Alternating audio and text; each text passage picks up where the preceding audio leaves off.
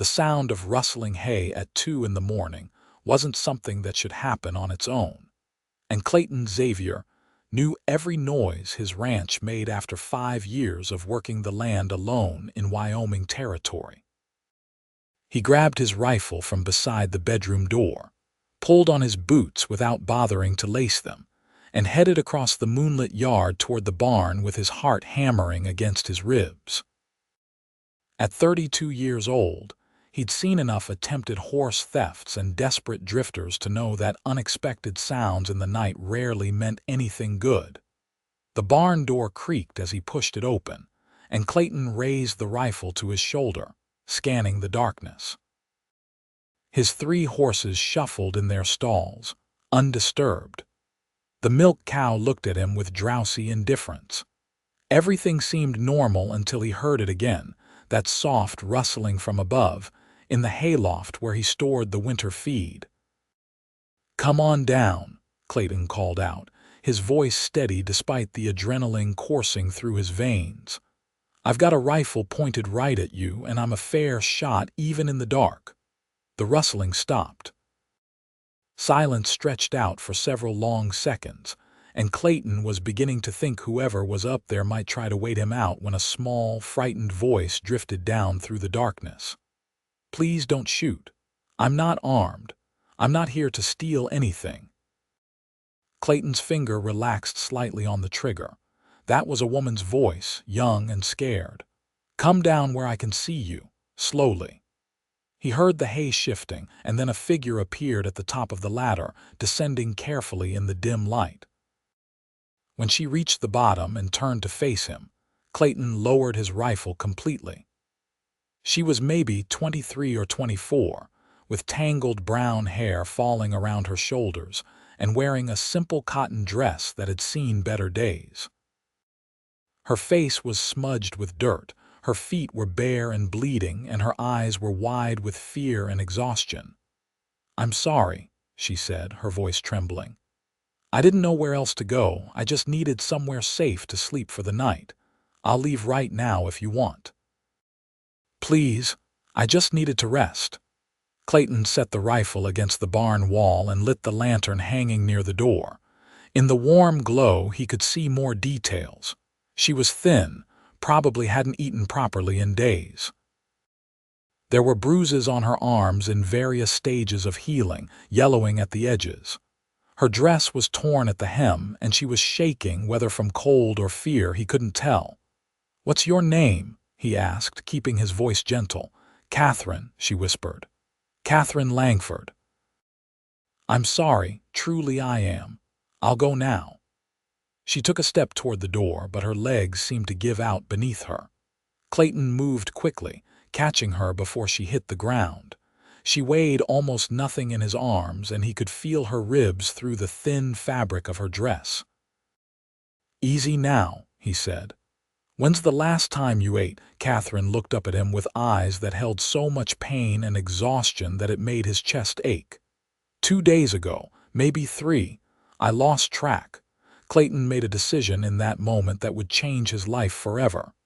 "Come on inside. I'll fix you something to eat and we can figure out what's going on. Nobody's making you leave in the middle of the night with no shoes on." "I couldn't," Katherine said, but her resistance was weak. "You don't know me. I could be anyone." "You're someone who needs help," Clayton said simply. "That's enough for me to know right now." He helped her across the yard to the ranch house, supporting most of her weight. Inside, he settled her into a chair at the kitchen table and stoked the fire in the stove. The house wasn't much, just 3 rooms that he kept reasonably clean, but it was warm and safe. He put coffee on to heat and started slicing bread and cheese, adding some leftover chicken from his dinner. Katherine watched him with wary eyes, as if expecting him to suddenly change his mind or demand something in return. Clayton had seen that look before on wild animals he tried to help. It was the look of someone who had learned not to trust kindness. "Go ahead and eat," he said, setting the plate in front of her. "Take your time." She fell on the food like she was starving, which she clearly was, but tried to maintain some dignity by eating in small bites. Clayton poured coffee for both of them and sat down across from her, giving her space but wanting to be close enough to talk. "You're a long way from anywhere out here," he said. "The nearest town is Aspen, and that's a 6-mile ride. How'd you end up in my hayloft?" Katherine swallowed a bite of bread and wrapped her hands around the coffee cup as if drawing strength from its warmth. "I've been walking for 4 days. I saw your barn from the road and thought maybe I could rest for just a few hours before moving on. I didn't mean to trespass." 4 days walking.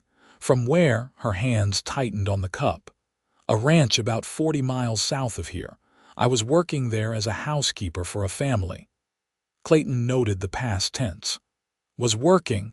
Katherine's eyes filled with tears, but she blinked them back. "The rancher, Mr. Patterson. He thought that paying me wages meant he owned more than just my work. His wife died last winter, and he started getting ideas about what a housekeeper should do. When I refused him, he got angry. Said if I didn't want to be grateful for the job he'd given me, I could leave without my pay and without references. So I left."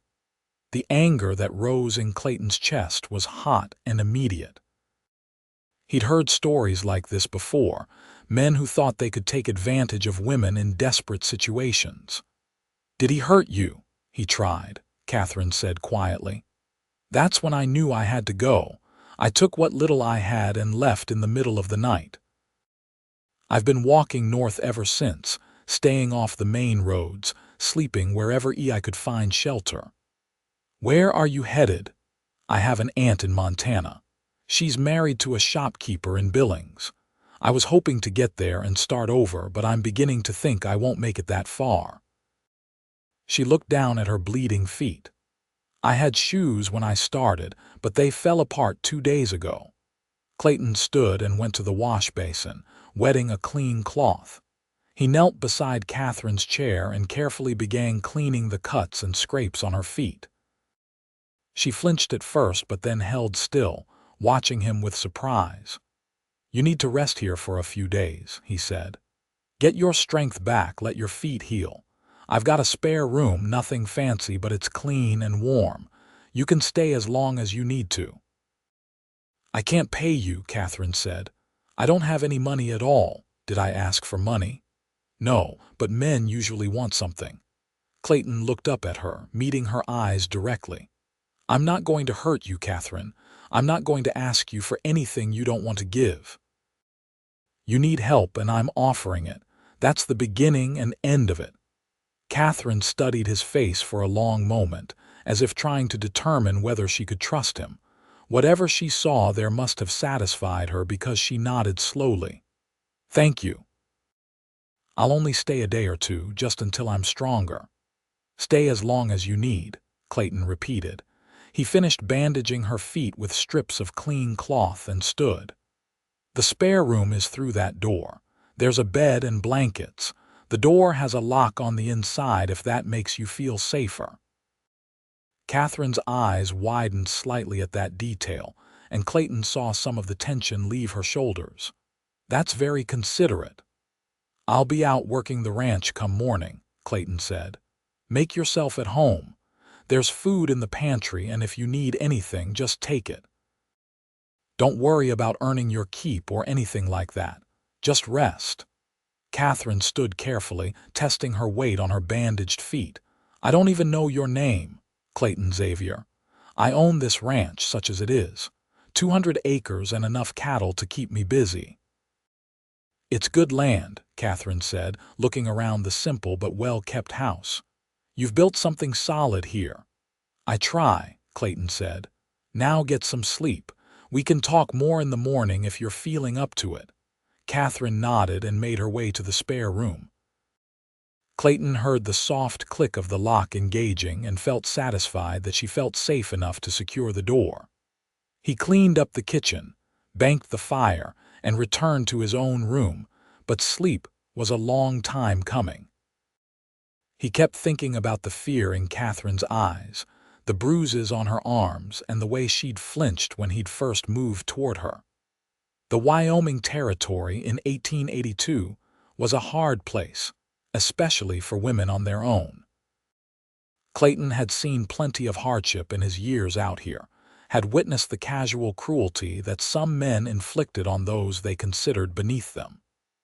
His own parents had raised him better than that, teaching him that strength meant protecting those who needed it, not preying on them. When dawn broke across the prairie, Clayton rose and dressed quietly, not wanting to wake Katherine.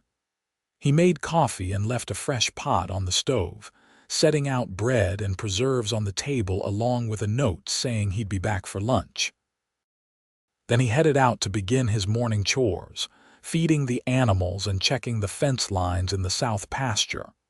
The work was familiar and soothing, giving him time to think. He'd been alone on this ranch for 5 years now, ever since he'd saved enough money working other people's spreads to buy his own land. It was a lonely life, but he'd convinced himself he preferred it that way.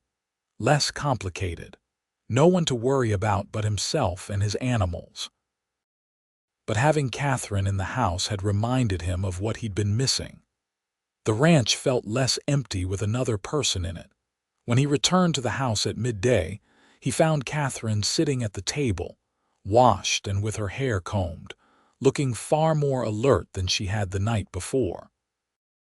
She'd found one of his old shirts and had fashioned it into a sort of loose dress that fit her better than her torn one. She'd clearly been working because the house was spotless, floors swept, dishes washed, and something was cooking on the stove that smelled absolutely wonderful. "You didn't have to do all this," Clayton said, removing his hat. "I told you to rest." Katherine smiled, and it transformed her face, making her look younger and chasing away some of the haunted look in her eyes. "I'm not good at sitting idle. You've been so kind to me. The least I could do was make myself useful. I hope you don't mind. I found some vegetables in your root cellar and made a stew." "Mind? That's the best thing I've smelled in months." Clayton washed his hands and sat down as Katherine ladled stew into bowls. The first taste confirmed what his nose had told him. It was delicious, rich and flavorful in a way his own cooking never managed to be. "This is incredible," he said. "Where'd you learn to cook like this?" "My mother," Katherine said, settling into her own chair. "She worked as a cook for a wealthy family in Philadelphia before she married my father. She taught me everything she knew. It's the main reason I've been able to find work wherever I go." "Philadelphia is a long way from Wyoming," Clayton observed. Katherine nodded, her expression growing more somber. "My parents died of influenza when I was 18. I didn't have any other family back east, and I couldn't afford to keep our small apartment. A woman at the church said there were opportunities out west, that women were needed for domestic work, and the pay was good. So I used what little money I had to buy a train ticket and came out here hoping to make a new start." "How long ago was that?" 5 years. "I've worked at 4 different ranches in that time, always moving on when the situation became uncomfortable. Mr. Patterson was the worst, though. I should have left sooner, but I kept hoping he'd respect my boundaries. Stupid of me." "Not stupid," Clayton said firmly. "You had every right to expect basic decency. What he did was wrong, not you staying." Katherine looked at him with an expression of surprise and gratitude. "Most people would say I should have known better, that I was asking for trouble being a single woman working in a man's house." "Then most people are fools," Clayton said. "You deserve to be safe in your workplace. That's not too much to ask." They ate in comfortable silence for a while, and Clayton found himself studying Katherine when she wasn't looking. In the daylight, cleaned up and rested, she was quite beautiful. Her brown hair had hints of red when the sunlight caught it, and her eyes were a striking hazel color that shifted between green and gold. But it wasn't just her appearance that drew him. There was a strength in her, a resilience that had allowed her to walk 40 miles with no shoes rather than submit to abuse, That kind of strength was worth more than any surface beauty. You said you were heading to Montana, Clayton said. That's still several hundred miles north of here. Were you planning to walk the whole way? Katherine's smile was sad. I don't have much choice. I was hoping to earn some money along the way, maybe buy a seat on a supply wagon heading north. I know it's not much of a plan. What if you stayed here? The words came out before Clayton had fully thought them through, but once they were spoken, he realized he meant them completely. At least for a while. You could rest properly, build up your strength, and if you wanted to help around the house, I'd pay you fair wages. Not as a condition of staying, he added quickly. You're welcome either way, but if you're going to work anyway, as you seem determined to do, you might as well be paid for it. Katherine set down her spoon and looked at him carefully. Why would you do that? You don't know anything about me. I know enough, Clayton said. I know you're brave enough to walk away from a bad situation even when you had nowhere to go. I know you're honest because you could have stolen food or supplies from my barn last night and kept moving, but you didn't. And I know you're a damn good cook, he added with a slight smile. Beyond that, does it matter? I could use the help and you need a safe place to stay. Seems like it works out for both of us. People will talk, Katherine said quietly. A single woman living on a bachelor's ranch. Let them talk. The nearest neighbor is 4 miles away, and I don't give a damn what the gossips in Aspen say about me. But if it bothers you, I can ask Mrs. Henderson from the Mercantile to come out and chaperone sometimes. She's a kind woman who minds her own business, mostly. Katherine was quiet for a long moment, and Clayton could see her weighing her options. Finally, she spoke. I could stay for a month, maybe 2. Long enough to earn some money and get proper supplies for the journey to Montana, but I'd insist on paying room and board out of my wages. Half rate, Clayton countered. The house would be empty whether you were in it or not, so it costs me nothing. And I have to eat anyway, so cooking for 2 is barely more work than cooking for 1. Half rate for room and board, and the rest you can save toward Montana. Katherine extended her hand across the table. You drive a hard bargain, Mr. Xavier. I accept your terms. Clayton shook her hand, noting how small it felt in his larger, work-roughened palm. Call me Clayton. Mr. Xavier was my father. Then you should call me Katherine or Kate. My mother called me Kate.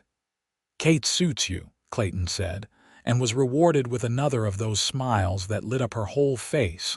Over the next few weeks, a comfortable routine developed. Clayton rose before dawn to tend the animals and work the ranch, while Kate managed the house and prepared meals that were far superior to anything Clayton had eaten in years. She mended his clothes, organized his cluttered storage areas, and somehow made the sparse ranch house feel like a real home. They took their meals together, and Clayton found himself looking forward to those times more and more. Kate was intelligent and well-read, with opinions on everything from politics to philosophy. She'd brought no possessions with her in her flight, but she quoted poetry from memory and told stories about books she'd read that made Clayton wish he'd paid more attention to his own limited schooling. You should have been a teacher, he told her one evening as they sat on the porch watching the sun set over the prairie. You have a gift for explaining things. Kate smiled. I thought about it once. But women teachers are expected to be unmarried, and I always hoped I'd find someone to love someday. Seemed foolish to choose a profession that would require me to give that up. That's a stupid rule, Clayton said, as if getting married makes a woman less capable of teaching children. I agree, but we don't make the rules, do we? Kate looked out at the darkening landscape. Besides, it doesn't matter now. I don't have the education certificates required, and I'm not likely to get them. Clayton wanted to argue, to tell her that she could do anything she set her mind to, but he held back. He was beginning to realize that his feelings for Kate were growing into something deeper than simple friendship or even attraction. He looked forward to seeing her smile, found excuses to linger in the house when he should be working, and lay awake at night thinking about her sleeping just one room away. But Kate had been clear from the beginning that this was temporary. She had plans to go to Montana, to start fresh with her aunt. Clayton had no right to ask her to change those plans, no right to burden her with his growing feelings when she was still healing from her trauma. So he kept his thoughts to himself and tried to be content with the time they had. One afternoon in late September, Clayton returned to the house to find Kate in the kitchen with tears streaming down her face. He was at her side in an instant, checking for injuries, looking for whatever had caused her distress. "What's wrong? Are you hurt? Did something happen?" Kate shook her head and held up the letter she'd been reading. "It's from my aunt in Montana. I wrote to her when I first got here, letting her know I was safe and where I was. She finally wrote back." Clayton felt a chill in his chest. This was it then. Kate's aunt was ready for her to come to Montana and Kate would leave. He forced himself to speak calmly. "What does she say?" "She says she's sorry, but she can't take me in." Kate's voice broke. "Her husband lost his shop 6 months ago. They've moved to a smaller place and are barely getting by. She says she wishes she could help, but they can't afford another mouth to feed. She suggests I try finding work in one of the larger cities, maybe Denver or Salt Lake City." Relief and guilt warred in Clayton's chest. He was glad Kate wouldn't be leaving, but he hated that her plans had fallen apart. "I'm sorry, Kate. I know you were counting on that." Kate wiped her eyes with the back of her hand. "I was foolish to pin all my hopes on one possibility. I should have had a better plan." "Hey," Clayton said gently, tilting her chin up so she had to meet his eyes. "You did the best you could with what you had. There's no shame in that, and you have options. You can stay here as long as you want. There's no rush for you to go anywhere." "I can't stay here indefinitely," Kate said. "People already talk. Mrs. Henderson mentioned it last time she came by, said there were whispers in town about us living together unwed." "I don't care what people say." "But I do," Kate said firmly. "I care about your reputation, Clayton. You've been nothing but good to me." "I won't repay that kindness by causing you trouble." Clayton took a deep breath. This wasn't how he'd planned to say this. He'd thought he'd have more time, that he could wait until Kate felt more settled. But sometimes life didn't follow plans. "Then marry me." Kate's eyes went wide. "What?" "Marry me," Clayton repeated, his heart hammering but his voice steady. "I know it's sudden, and I know you haven't been here that long. But Kate, I've been alone on this ranch for 5 years, and I never once felt lonely until you came along and reminded me what it was like to have someone to talk to, someone to share my days with. These past weeks have been the happiest I can remember. I look forward to coming home at midday just to see your smile. I lie awake at night thinking about you. I'm falling in love with you, and if you feel even a fraction of that for me, I'd be honored if you'd consider staying permanently. As my wife." Kate stared at him, her mouth slightly open in shock. "Clayton, I don't know what to say. This is so unexpected." "Say you'll think about it," Clayton said. "I'm not trying to trap you or take advantage of your situation. If you want to leave, go to Denver or Salt Lake City or anywhere else. I'll give you the money to do it and help you however I can. But if there's any chance you might want to stay, might want to build a life here with me, I'm asking you to consider it." Kate sat down heavily in one of the kitchen chairs, still clutching her aunt's letter. "You're serious about this?" "Dead serious. Kate, I've never asked anyone to marry me before. I've never wanted to, but with you it feels right. It feels like this is what I've been waiting for all along without even knowing it." "We barely know each other," Kate said, but her voice was uncertain rather than dismissive.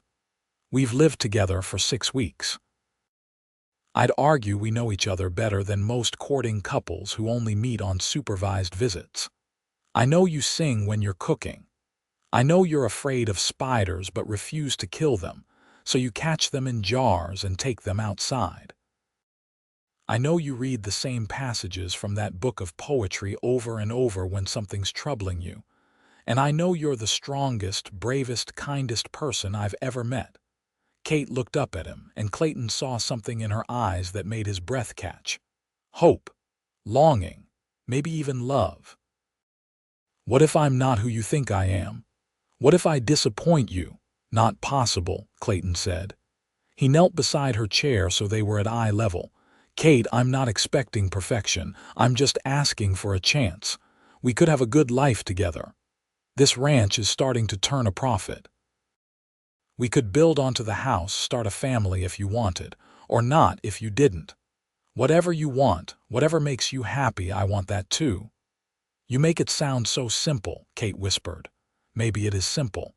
Maybe we're the ones making it complicated. Kate reached out and touched his face, her hand soft against his bearded cheek. Clayton held perfectly still, afraid to move and break whatever spell was forming between them. I've been falling for you too, she admitted quietly. I tried not to. I told myself it was just gratitude, that I was confusing kindness with love. But Clayton, when you walk through that door at midday, my whole day gets brighter. When you smile at me, I feel safe in a way I haven't felt in years. I dream about what it would be like to stay here forever, to make this place our home. But I'm scared. Of what? Of not being enough. Of you waking up one day and regretting that you tied yourself to a woman with no family, no money, no prospects of her own. Of becoming a burden to you. Clayton took both of her hands in his. Kate Langford, you could never be a burden. You've made my life immeasurably better in the short time you've been here. And as for prospects, you have skills that are worth their weight in gold. You can cook, manage a household, tend a garden, and probably a dozen other things I haven't discovered yet. You're smart and resourceful and hardworking. Any man would be lucky to have you as a wife. I'm just selfish enough to hope you'll choose me. Kate laughed, a watery sound that was half sob. You really mean all of that, don't you? Every word. Then yes, Kate said. Yes, I'll marry you, Clayton Xavier. I'll stay here and build a life with you and try to be the wife you deserve. Clayton surged to his feet, pulling Kate up with him and spinning her around in a circle. She laughed, a sound of pure joy that Clayton wanted to hear every day for the rest of his life. When he set her down, he cupped her face in his hands and looked into her eyes. May I kiss you? I wish you would, Kate said softly. Clayton leaned down and pressed his lips to hers, gentle and reverent. Kate's arms came up around his neck, and she kissed him back with a sweetness that made his heart ache. When they finally broke apart, both were breathless. We should do this properly, Clayton said. I'll take you into Aspen tomorrow and buy you a ring. We can see the minister about getting married, unless you want a big wedding. We could wait and plan something if you want. No, Kate said quickly. I don't need anything big or fancy, I just want to be your wife. The sooner the better. They rode into Aspen the next morning, Clayton on his horse with Kate riding behind him, her arms wrapped around his waist. It was a beautiful autumn day, the air crisp and the sky a brilliant blue. Clayton pointed out landmarks along the way, talking about his plans for the ranch, and asking Kate's opinions on everything from cattle breeds to where they should plant a vegetable garden come spring. Aspen was a small town, just one main street with a handful of businesses and houses. The mercantile, the saloon, the church, the doctor's office, and the land office pretty much comprised the whole of it. But it was growing, like most towns in Wyoming Territory, as more settlers arrived looking for land and opportunity. They stopped first at the mercantile, where Clayton bought Kate a simple gold band that fit perfectly on her finger. Mrs. Henderson, who ran the store with her husband, beamed at them when Clayton explained they were getting married. "I'm so happy for you both," she said warmly. "Clayton Xavier has been alone too long, and Kate, you deserve a good man after what you've been through." Kate had apparently confided some of her story to Mrs. Henderson during one of the older woman's visits to the ranch. Clayton was glad she had someone else to talk to besides him. "Thank you, Mrs. Henderson. Your kindness has meant a lot to me." "Think nothing of it, dear. Now you'll need a proper dress for the ceremony. I have just the thing in back, came in last month and hasn't sold yet. White cotton with lace trim, very pretty. Come see." While Kate was looking at dresses, Clayton wandered to the back of the store where Mr. Henderson was stocking shelves. The older man grinned at him. "Finally taking the leap, eh?" "Finally found the right woman," Clayton corrected. "I was beginning to think she didn't exist." "Sometimes the best things come along when we're not looking for them," Mr. Henderson said. "My wife and I have been married 32 years and she still surprises me. Marriage is work, Clayton. Don't let anyone tell you different. But it's good work, the kind that fills you up instead of draining you down. You treat that girl right and she'll stand by you through anything."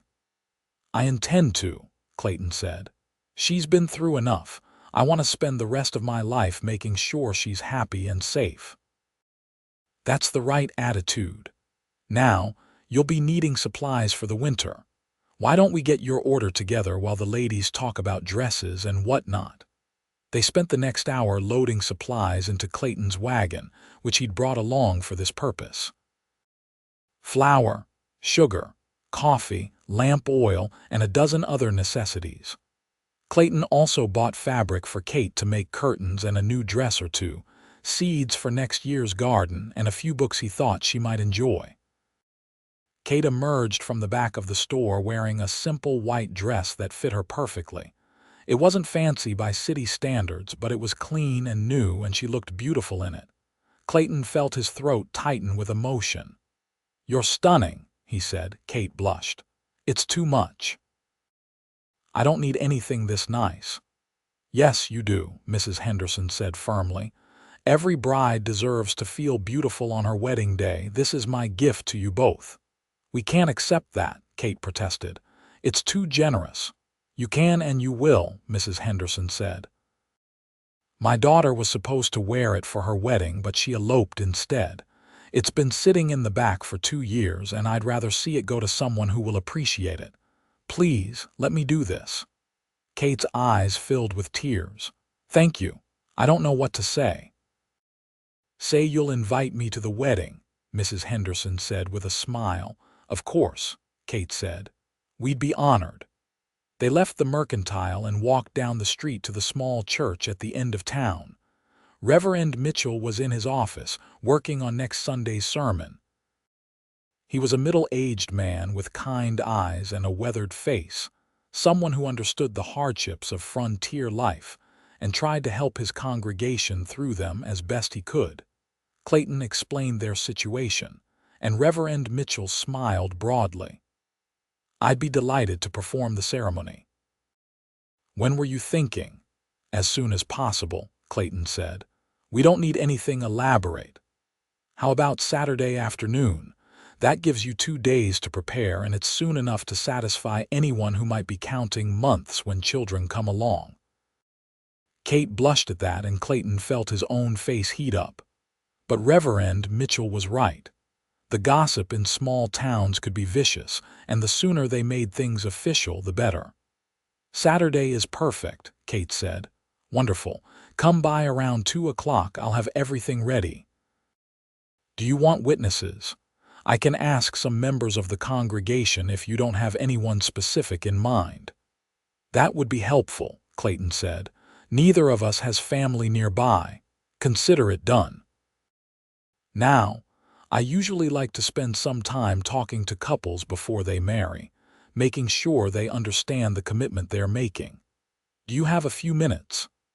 They sat in the Reverend's office for the next hour, talking about marriage and expectations and faith. Reverend Mitchell asked thoughtful questions and offered gentle advice, never preachy or condescending. By the time they left, Clayton felt even more certain that marrying Kate was the right decision.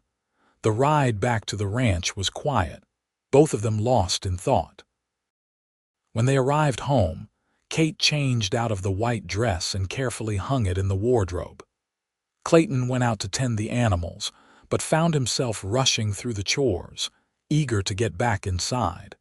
That evening they sat on the porch as usual, but everything felt different. The air seemed charged with possibility. Kate was wearing her new ring and she kept looking down at it with a small smile.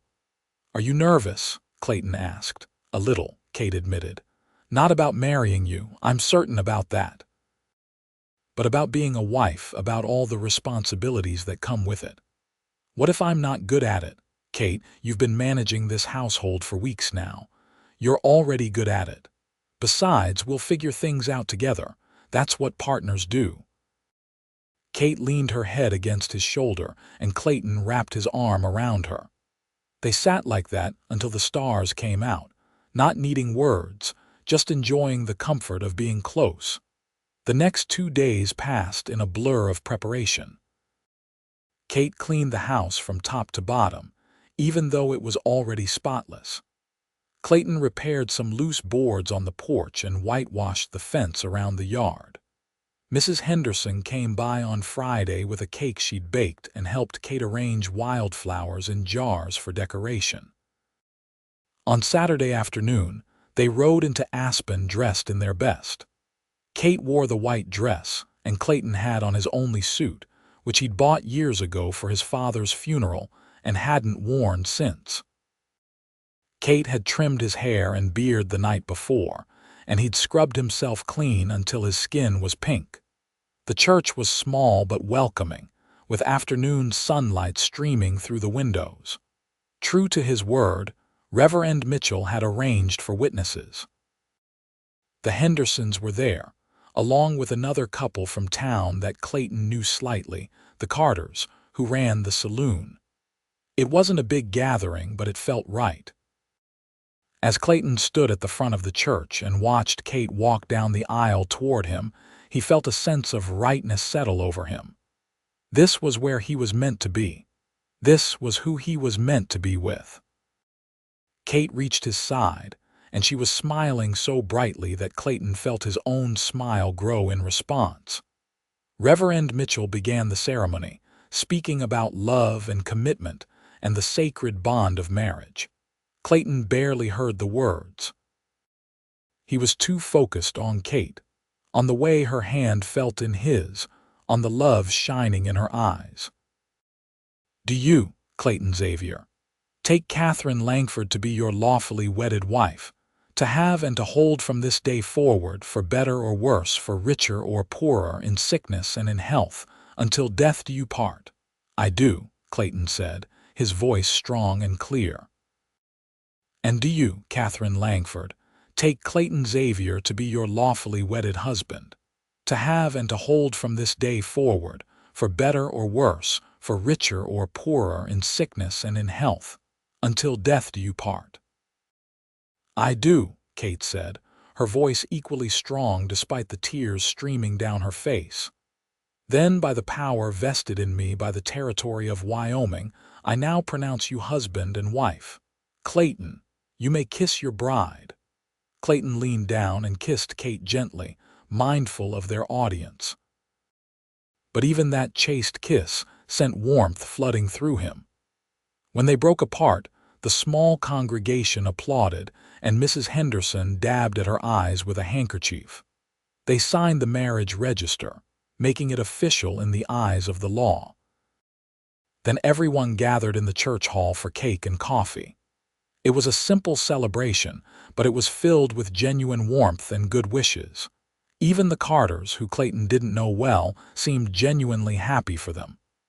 "You're a lucky man," Mr. Carter said, shaking Clayton's hand. "Your bride is lovely." "I'm aware," Clayton said. "I feel like I should pinch myself to make sure this is real." "It's real," Kate said, sliding her arm through his. We're married and I couldn't be happier about it. They stayed for another hour talking and laughing with their guests. But eventually, Clayton was eager to take his new wife home. They said their goodbyes, thanked everyone for coming, and climbed back into the wagon for the ride back to the ranch. The sun was setting as they pulled into the yard, painting the sky in shades of orange and pink. Clayton helped Kate down from the wagon and they stood for a moment, looking at the house. "Home," Kate said softly. "Our home." "Our home," Clayton agreed. He swept Kate up into his arms, making her laugh, and carried her across the threshold into the house. That night, they consummated their marriage with tenderness and care. Clayton was gentle, patient, making sure Kate felt safe and loved. And when they finally fell asleep in each other's arms, Clayton felt a contentment he'd never experienced before. This was what life was meant to be. This was what he'd been missing without even knowing it. The months that followed were the happiest of Clayton's life. Kate bloomed in the security of their marriage, her smiles coming more easily, her laughter ringing out more often. They worked the ranch together, Kate proving to be a quick learner with the animals and the land.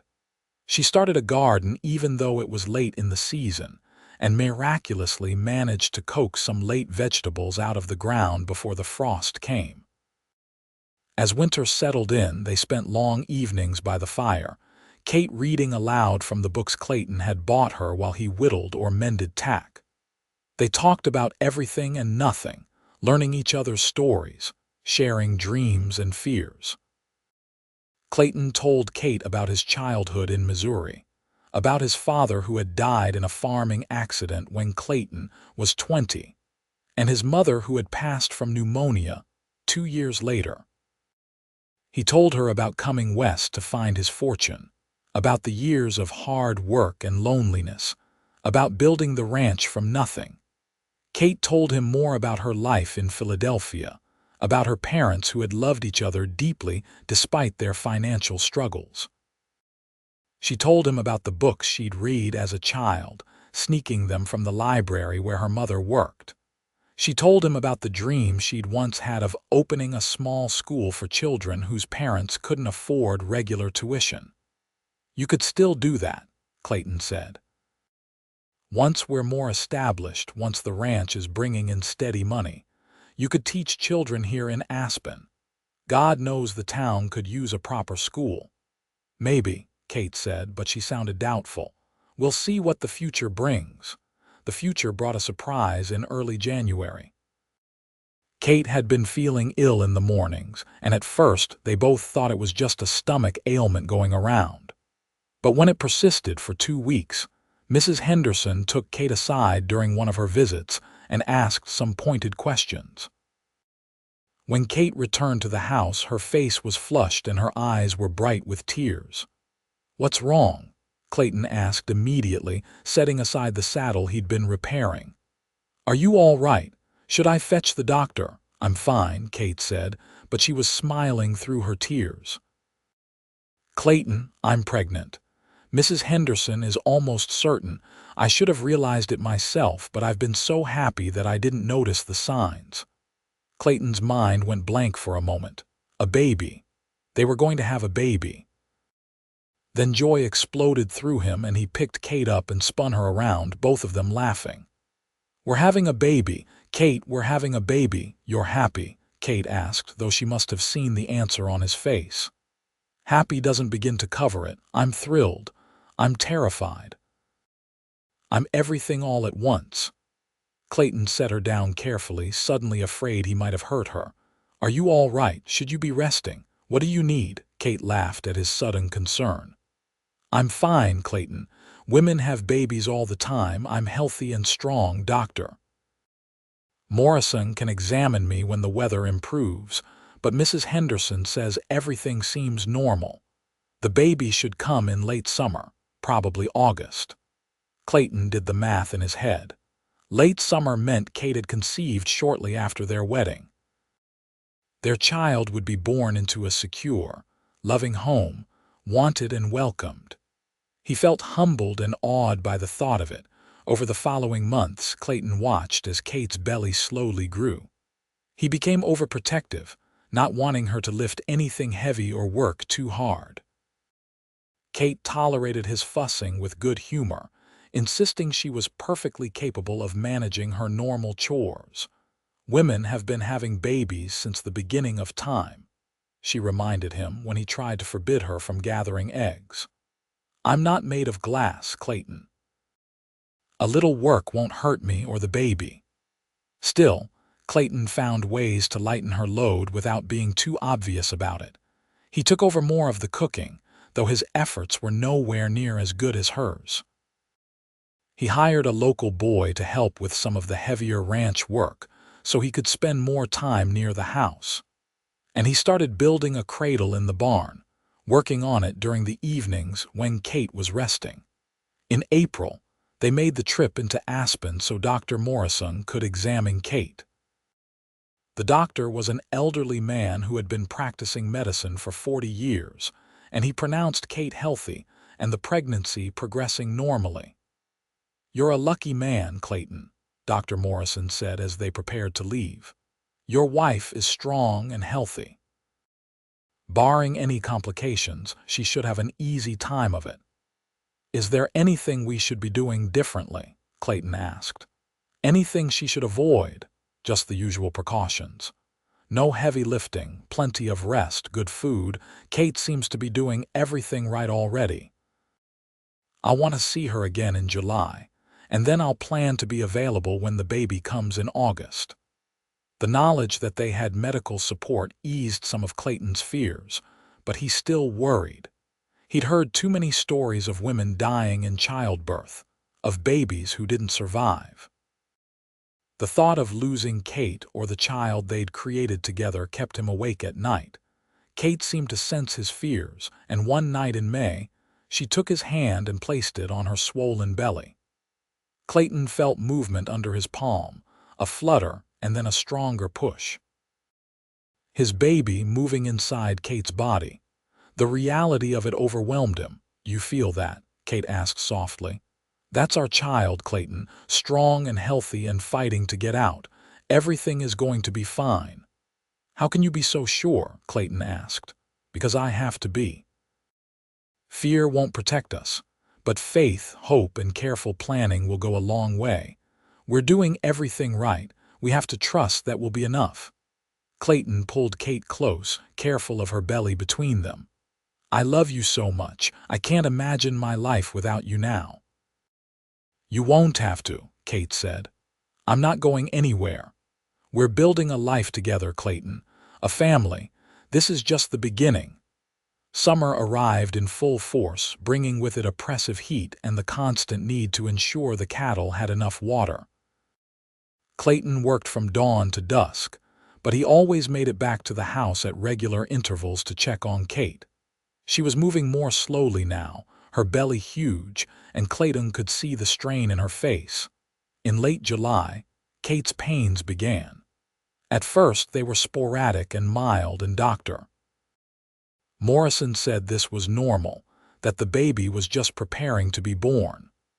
But on August 15th, the pains became regular and strong. Clayton sent the hired boy racing into Aspen to fetch the doctor while he stayed with Kate, holding her hand and trying not to panic. Mrs. Henderson arrived before the doctor, having heard the news in town. She took charge immediately, boiling water and preparing the bedroom, her calm competence soothing Clayton's frayed nerves. "You need to stay calm for Kate," Mrs. Henderson told him. "She's frightened enough without seeing you fall apart." Clayton nodded and returned to Kate's side. She was in between contractions, breathing heavily, her hair plastered to her forehead with sweat. "I'm here," he said. "I'm right here with you." "It hurts," Kate gasped. "Clayton, it hurts so much." "I know, sweetheart, I know. But Dr. Morrison will be here soon, and Mrs. Henderson says everything is normal. You're doing so well." The next few hours were the longest of Clayton's life. Kate labored through the afternoon and into the evening, her cries of pain tearing at his heart. Dr. Morrison examined her regularly and kept saying everything was progressing normally, but to Clayton, there was nothing normal about watching the woman he loved suffer. Finally, as the sun was setting, Dr. Morrison said, "It's time. Kate, on the next contraction, I need you to push." Kate bore down, her face contorted with effort. Clayton held her hand so tightly he was afraid he might hurt her, but she didn't complain. Push after push, contraction after contraction, until finally, Clayton heard the most beautiful sound in the world, a baby's cry. "It's a boy," Dr. Morrison announced, holding up a red, squalling infant. A healthy baby boy. Clayton felt tears streaming down his face as he watched Mrs. Henderson clean the baby and wrap him in a blanket. Then she placed the infant in Kate's arms, and Clayton saw his wife's face transform with love and wonder. "He's perfect," Kate whispered, counting fingers and toes. "Clayton, look at him. He's perfect." Clayton looked at his son, really looked at him, and felt his heart expand in a way he hadn't known was possible. The baby had a shock of dark hair and eyes that were still unfocused, but seemed to look right at Clayton. His tiny hand wrapped around Clayton's finger with surprising strength. "What should we name him?" Kate asked. Clayton thought about all the names they'd discussed over the past months, but suddenly only one seemed right. Christopher Michael Xavier, after both our fathers." Kate smiled, tears rolling down her cheeks. "Christopher, it's perfect, Doctor." Morrison finished his examination and pronounced both mother and baby healthy. "You did wonderfully, Kate. Get some rest now. You've earned it." Over the next weeks, Clayton discovered that having a baby in the house changed everything. Christopher was a good baby, healthy and strong, but he still required constant attention. Kate recovered quickly from the birth, her natural resilience serving her well. She fed Christopher, changed him, soothed him when he cried, and somehow still managed to keep the house running. Clayton helped as much as he could, taking Christopher for walks around the ranch while Kate rested, changing diapers without complaint, and sitting up during the night feedings to keep Kate company. He'd never imagined he could love someone as immediately and completely as he loved his son. As autumn arrived and Christopher grew, Kate began talking about her old dream of teaching. "There are at least a dozen children in Aspen who need schooling," she said one evening while nursing Christopher. "I could start small, just a few hours a day. You could watch Christopher while I taught. Or we could hire someone to help with the baby," Clayton suggested. "If you want to teach, Kate, you should teach. We can make it work." They spent the winter making plans. Clayton built a small addition onto the church building that could serve as a schoolroom.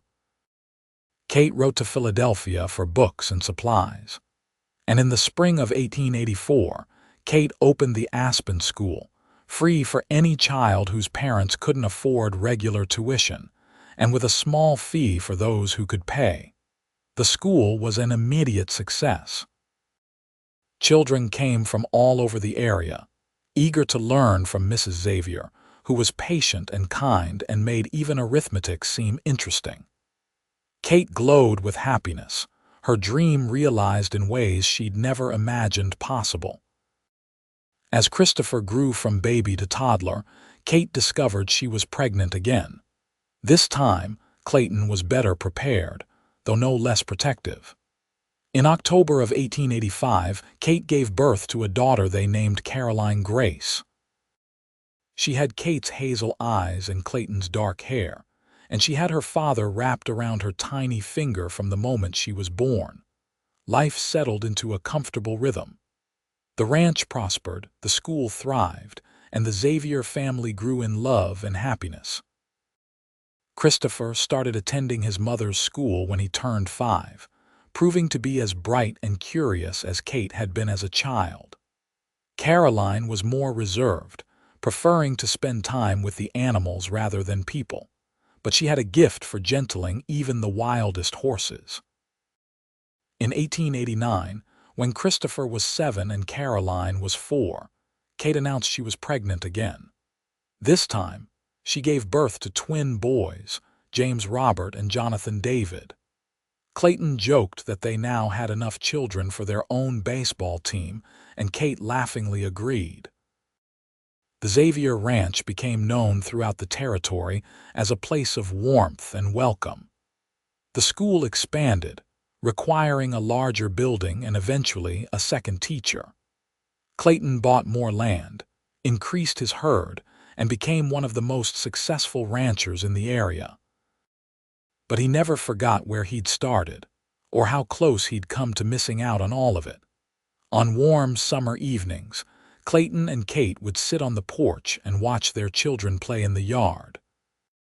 Christopher would be organizing some elaborate game, Caroline would be off talking to the horses, and the twins would be getting into whatever mischief 4-year-old boys could find.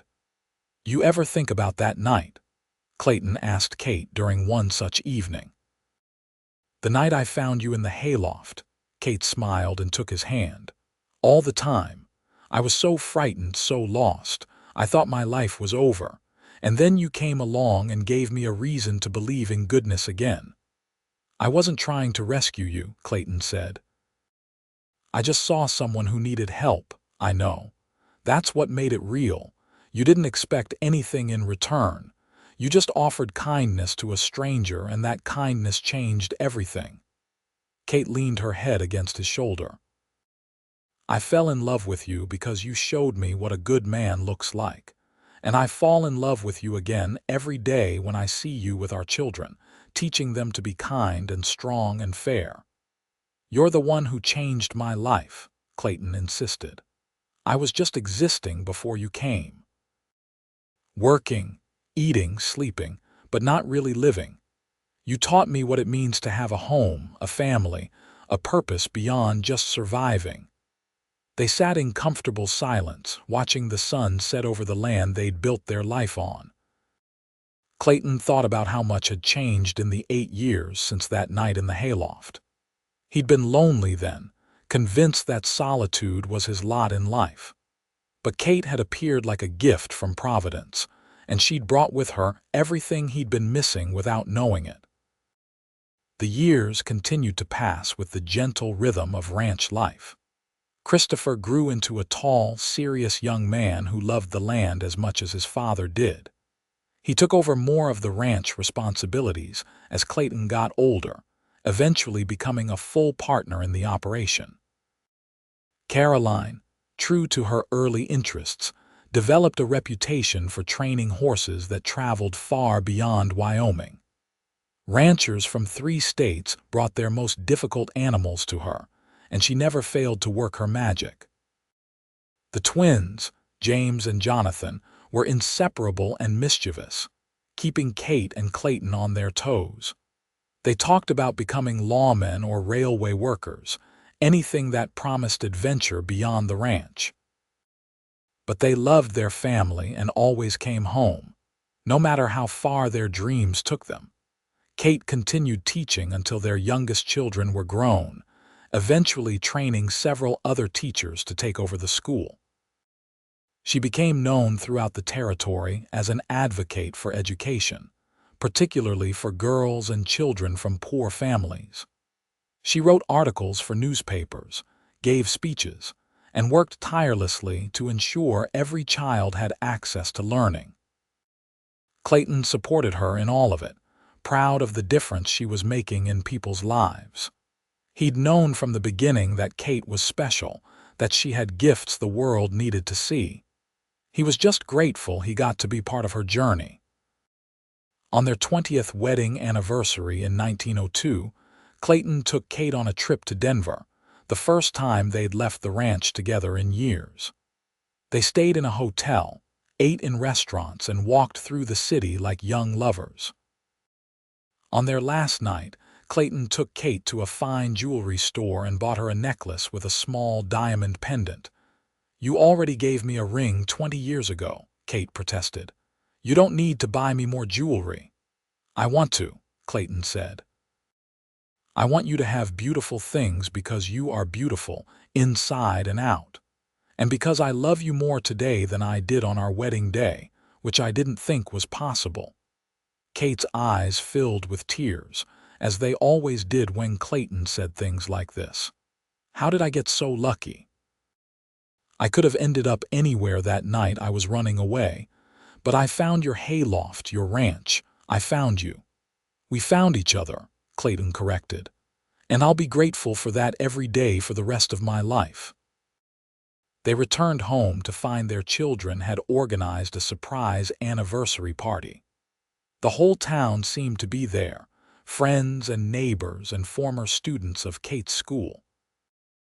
There was food and music and dancing, and Clayton danced with his wife under the stars, holding her close and remembering that first kiss in the church all those years ago.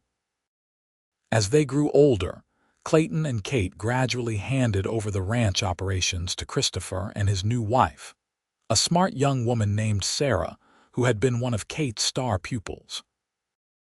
They moved into a smaller house on the property, close enough to see their grandchildren, but far enough to give the young family their space. Kate's hair turned silver, and Clayton's beard went white, but they were still as devoted to each other as they'd been in those early days. They took walks every evening, hand in hand, talking about everything and nothing. They sat on the porch and watched their grandchildren play in the same yard where their children had played, and they counted themselves blessed beyond measure. On their 40th wedding anniversary in 1922, their children and grandchildren gathered for a celebration. Christopher gave a speech about what his parents had taught him about love and commitment. Caroline talked about how her mother's strength had inspired her to pursue her dreams despite what society said women should do. The twins, now middle-aged men with families of their own, shared stories about growing up with parents who showed them that love was more than a word. "It was a choice you made every day." Clayton stood to respond, pulling Kate up beside him. 40 years ago, I found a frightened young woman sleeping in my hayloft. I had no idea that in that moment, my entire life was about to change. Kate has been my partner, my best friend, my greatest love, and the mother of my children. She's made me a better man than I ever could have been on my own. And I want her to know, in front of all these witnesses, that I would do it all again in a heartbeat. Every moment, every challenge, every joy. I love you, Kate Xavier, today and always. Kate was crying openly now, and so were most of their children and grandchildren. "You saved me," she said softly. "In every way a person can be saved. You gave me safety, love, purpose, and a family. You gave me a life I never dreamed possible, and I love you beyond what words can express." They kissed, to the applause and cheers of their family, and Clayton felt that same warmth he'd felt on their wedding day, that sense of rightness and belonging. This was what life was about, these connections, these moments of love and joy shared with the people who mattered most. Clayton Xavier lived to be 85 years old, passing peacefully in his sleep in 1935 with Kate beside him holding his hand. She followed him 6 months later, unable to imagine a life without her beloved husband. They were buried side by side on a hill overlooking the ranch they'd built together, under 2 oak trees that had been saplings when they first married. Their children and grandchildren continued the legacy they'd begun. The ranch prospered for generations. The school Kate founded evolved into a full educational system that served the entire county. And the story of how Clayton and Kate met, of how love had bloomed from a chance encounter in a hayloft, was told and retold, becoming part of the family mythology. The Xavier descendants would always remember that their family had been founded on kindness, on one man's decision to help a stranger in need without expecting anything in return. They remembered that love wasn't always grand gestures and dramatic declarations. Sometimes it was as simple as offering shelter to someone who had nowhere else to go. Sometimes it was looking past fear and seeing the person underneath. Sometimes it was choosing compassion when cruelty would have been easier. Clayton and Kate's love story became the foundation upon which generations built their lives. It reminded them that a single moment of kindness could change everything, that love could heal even the deepest wounds, and that the greatest adventures often began in the most unexpected ways. Their story lived on in the land they'd worked, in the school Kate had founded, in the values they'd instilled in their children, and in the countless lives they'd touched during their years together.